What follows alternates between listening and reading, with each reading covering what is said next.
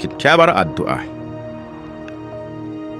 Kim da Rai sun kasance abokai na kud da kud, sun kasance makwabta kuma abokan karatu a makaranta, hakan na abokanan aiki a wurin aikinsu. Wata rana sai suka yanke shawarar tafiya a cikin wani teku don binciken ƙasashe masu ban mamaki. Suka fara tafiyarsu cikin jirgin ruwa, sun yi tafiya mai nisa sai yanayi ya fara canjawa, iska ta fara kaɗa jirginsu sosai. Sai jirginsu ya lalace a tsakiyar teku, dukkanin fasinjoji sun mutu, amma Kim da Rai sun samu nasarar iya ninkaya zuwa wani tsibiri da ke kusa da su.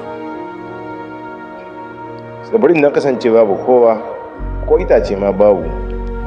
Kim da Rai sun gane cewa ba za su iya rayuwa a cikin wannan tsibiri ba tare da taimakon Allah ba. Suka yanke shawarar yin addu'a ga Allah. To amma suna so su gane addu'ar waye za ta fi ƙarfi a cikinsu, saboda haka sai suka rufe gida biyu. Kim ya koma bakin gabashin tsibiri, ya durƙusa ya fara addu'a a can. Rai kuma ya je bakin yammacin tsibiri, shi ma yana ta addu'arsa a can. Kim ya dauki Allah ya bashi abinci don ya tsira. Abin mamaki sai ya samu tulun abinci da 'ya'yan itatuwa da kayan marmari a bakin teku. Bayan kwana biyu sai ya nemi da a bashi wata kyakkyawar yarinya ta zama matarsa, domin yana jin kaɗaici a tsibirin. A cikin 'yan sawa'i kaɗan sai wani jirgin ruwa ya zo wucewa, shi ma sai ya rushe kusa da tsibirin da suke ciki, kuma babu wanda ya tsira. Cewa ta kyakkyawar yarinya. Kim ya auri yarinyar. Duk abin da Kim ya addu'a dai sai aka an bashi. Kusan wata guda bayan rushewar jirginsu, Kim ya yanke shawarar komawa garinsu.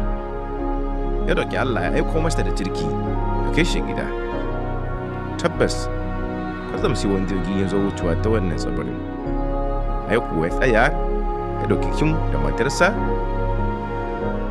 zai tafi da su zuwa gida. Yayin da ma'auratan ke shirin shiga cikin jirgin ruwan, sirkin miji an yi masa magana da wata irin murya. Kai kaɗai za ka tafi, ka bar abokin rayuwar naka a nan?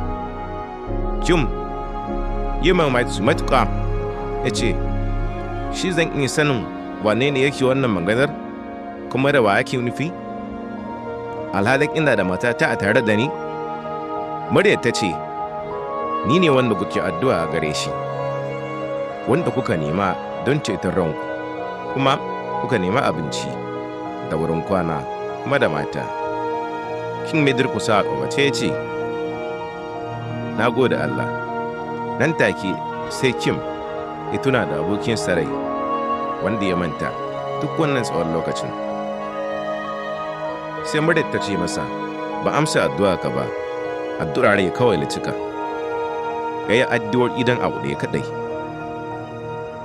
Kim yana hawaye a lokacin da ya garzaya zuwa wancan gefen tsibirin, amma bai samu Rai a can ba. Ya tambaya ina Rai yake. Aka ba shi amsa, na dauke shi a tare da ni. Mai zuciyar zinare ya alƙe ya kasance a tare da ni. Domin Rai tun da ya tafi gefen tsibiri ba abin da yake roƙo face dukkanin abin da ɗan uwansa Kim ya tambaya Allah ya sa a bashi. Shi kuma bai damu da bukatunsa ba. Zuciyar Kim ta gama karewa gaba ɗaya, kuma ya gane dalilin da ya sa addu'ar abokinsa ta fi ƙarfi, saboda addu'ar abokin nasa Rai gaba ɗayanta ba ta da sirri a ciki. Abin da za mu koya, rashin son kai shi ne mafi girman nauyin addu'a.